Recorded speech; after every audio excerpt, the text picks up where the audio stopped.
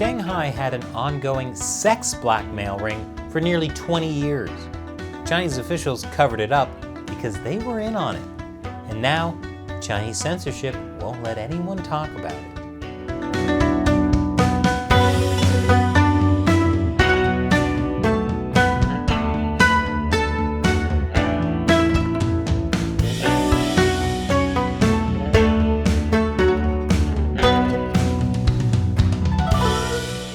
Welcome to China Uncensored. I'm Chris Chappell. This episode is sponsored by Surfshark. You should be using a VPN like Surfshark to protect yourself whenever you go online. Shanghai, China's most developed and flourishing metropolis. Unfortunately, this is only the surface. Underneath the shining skyline the Communist Party wants you to see, it can be very dark and gritty. This is the case of the so-called Little Red Mansion, a 6-story building located in Shanghai's Yangpu district. I know it doesn't look like much of a mansion, and it gets worse from here. As reports describe it, the Little Red Mansion is a place where a small tailor flourished and dozens of women's nightmares began. The tailor's name is Zhao Fuqiang. Zhao came from a small county in Jiangsu province. In 2000, he moved to Shanghai to fulfill his China dream, becoming a tailor and a pimp, a very abusive pimp. In Shanghai, he opened 2 hair salons, except they weren't really hair salons. They were fronts for prostitution, which is common in China. You get your hair cut, then a blow dry, then you should leave. Tailor turned pimp Zhao Fuqiang recruited young girls through his wife, who worked as a dance instructor in the area. Zhao would trick women into his brothels for supposed job interviews. Then he would force the women into sex slavery. How did he do it? By having the women raped, beaten, and then threatening to send nude photos of them to their families. But Zhao wasn't just your run-of-the-mill violent pimp. He was an entrepreneurial violent pimp. He also forcibly harvested their eggs and sold them on the black market, leaving at least one woman infertile due to botched procedures. It was a morally depraved but lucrative business. Zhao was making boatloads of money and started expanding his empire. He eventually monopolized more than 1,300 shops in Shanghai and sublet them. And over the course of 2 decades, Zhao made around 1 billion yuan. That's over $150 million. By 2014, Zhao had rented the high-end 6-story building which came to be known as the Little Red Mansion. China Business Journal gave us an in-depth look at what the Little Red Mansion looked like on the inside. On this episode of House Hunters International, fancy or just garish? You be the judge. But what's with the bunk beds? Worst slumber party ever. Especially for the women. Ugh. Now, Zhao's Little Red Mansion just so happened to be located next to the local government office. You might think, how did Zhao not get caught by the authorities? Well, it's because the authorities were his best customers. Senior officials even got a special membership pass. Notably, Liu Yan, a local party official who was the secretary of the Yangpu District Political and Legal Committee, and Ren Yongfei, president of the People's Court of Yangpu District, were the protective umbrellas for Zhao Fuqiang. Zhao would invite government officials of all levels to be customers at the Little Red Mansion, and he would video them with prostitutes to use as blackmail. Pro tip for all you Chinese government officials watching China Uncensored: if someone offers you prostitutes at a place they own at a price too good to be true, don't do it.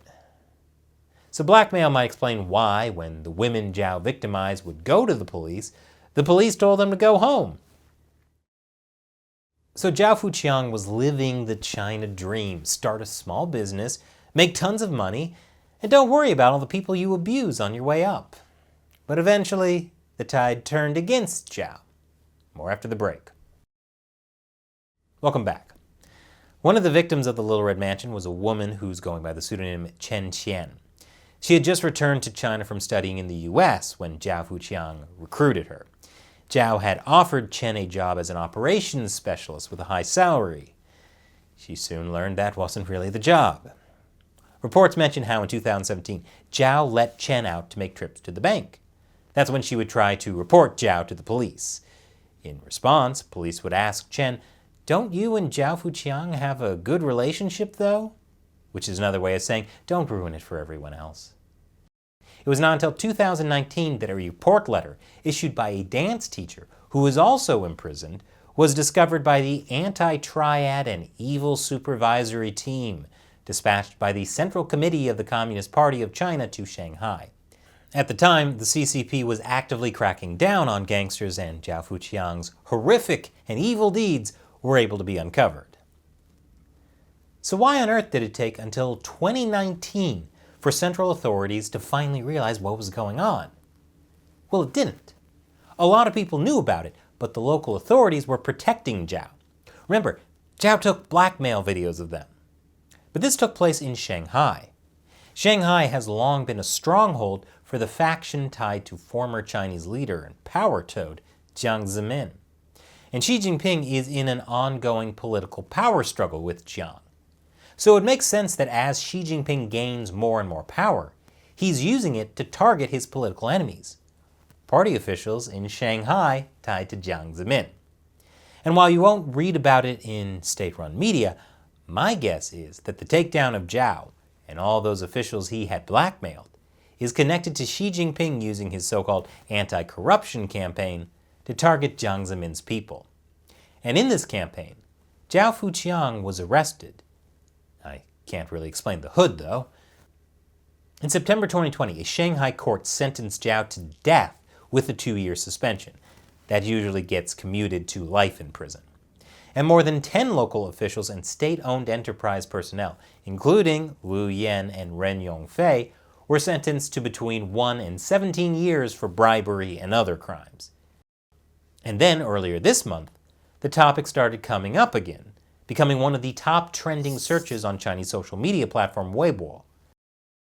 The topic nearly reached 600 million hits within 15 minutes on Weibo, and that's when Chinese censors blocked it. That was after China Business Journal published all of the photos of what the Little Red Mansion looked like on the inside. Then their story was taken down. And other media were diving into the story too. Those articles and reports were also wiped. I mean, it's one thing for central authorities to take down a massive sex and blackmail ring as part of a political power struggle, but it's totally unacceptable if the public talks about it. No matter how corrupt things are in China, and no matter how much the current leadership vows to crack down on it, they're still going to control what can be discussed in the public. And they wouldn't want you imagining that Zhao Fuqiang's prostitution ring was just a drop in the bucket among all the terrible things happening across China. It would hurt the feelings of the Chinese people, like these guys. And this episode has been sponsored by Surfshark, because if you're tired of being under constant surveillance, at least you can hide your internet activity with a VPN like Surfshark. Surfshark has uncrackable encryption and the most secure VPN protocols. With IP and DNS leak protection, the government can't tell where you're really connecting from, and neither can your internet service provider. And Surfshark also protects you by not keeping logs of what you do online. That's why using a VPN like Surfshark is a key part of protecting yourself whenever you go on the internet. So use Surfshark. And with just one account, you can connect as many devices as you want. So try it out. Surfshark also has a special holiday season deal going on right now that includes 83% off a 2-year plan, plus 4 extra months for free. Go to surfshark.com/uncensored and use the code uncensored to get their deal that includes 4 extra months for free. Use the link in the description below. Once again, I'm Chris Chappell. Thanks for watching China Uncensored.